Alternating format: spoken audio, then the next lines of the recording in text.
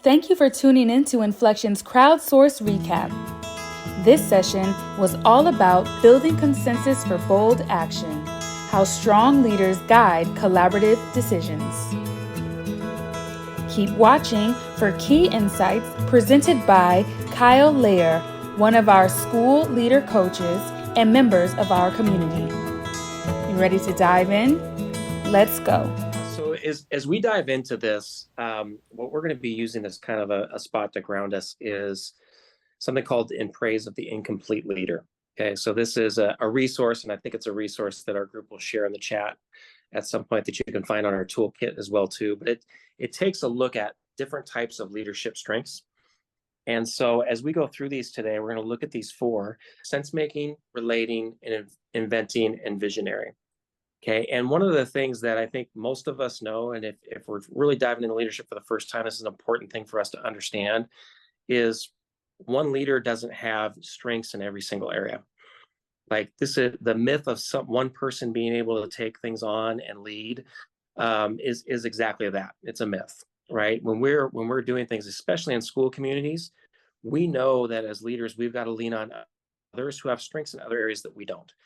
I spent several years as a principal and superintendent in public schools, and I was whenever I'll run into somebody from the old days, they'll give me a compliment, and it always feels weird because I know at the end of the day, when they're giving a specific compliment about something that we did, we did it, right? There was a group of leaders, there was a group of individuals within that school that really did it together.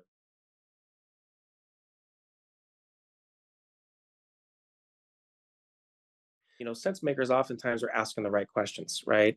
They're helping bring clarity through bringing that discussion forward. And sometimes if you get too many people in the room that really want to push forward, we have to go back, right? After making some mistakes and kind of learning from some of those failures. And sense makers can help us with that. This desire to hear other people's voices, right? To understand how other people are seeing things. This is where relators are really important because they want to make sure that everybody in the room is heard. They want to make sure they understand where everybody's coming from, and it's not so much in a way of trying to get everybody to agree and be on the same page, but making sure that those opinions are voiced and understood by the group. And that's where, relators can play a huge role, obviously, in a full team accomplishing something great that they're moving towards and going after. Visionary has been something that I'm able to I'm able to project a vision of what's possible, and what I've had to learn is that it's not always right, and not everybody agrees, but that it's real important to continue to put it out there, and then be able to be in a position to put that vision out in a way and accept the feedback to make a decision. Is the vision realistic? Can it happen here? Am I going to be able to get buy-in? Do I have to just say, this isn't going to happen because I know I don't have the collective folks behind me to make it happen. I really have had to learn to not hold on to the vision to the point that you start to alienate people around you, to be able to use that situation awareness, be able to float ideas to people, get the responses, and then if you feel like you've got some good momentum going, then start to move forward with it. Absolutely. Thank you, Mike, for doing that. I think great job kind of woven in with that part of the conversation of recognizing that when you are one of these things, there are strengths that go with it, but also understanding, as they're described here, the struggles that go with it, and being able to balance those two things as you're part of a team. Realize maybe when you're pushing too much or the vision's too big, and understanding who you are and where you are and how to kind of manage that within the team or the organization. Often, like, say I come in like a paradigm shift, like I'm ready to move processes and create. I'm really strong at creating systems to be more efficient or get to a common goal with least amount of resistance and least amount of lift for my team. So when I look at inventing and especially with the struggles, I do have difficulty relating like the daily tasks to the full vision. And I am constantly kind of evaluating and noticing like the dysfunction in current practices and how to like revise and make those better, almost to like my detriment. It's I get paralyzed with like, why are we doing it this way when it could be so much easier? Yes, absolutely. Oh my gosh. I resonate with you on that one. That is me as well too. A lot of times I would have thought I was the visionary, but I realize I'm really the inventor, and that looking at things daily and being somewhat frustrated by it, and almost over focusing on it at times, and reminding myself that not everybody else needs to be, concerned with all the concerns I'm seeing of where these things don't align. So I appreciate listening to you say that. I'm like, oh, I could have said the exact same thing. Like that is absolutely a feeling that I have all the time. Understanding the strengths of a team, making sure you've got those strengths on the team is one thing. Then you start doing the work.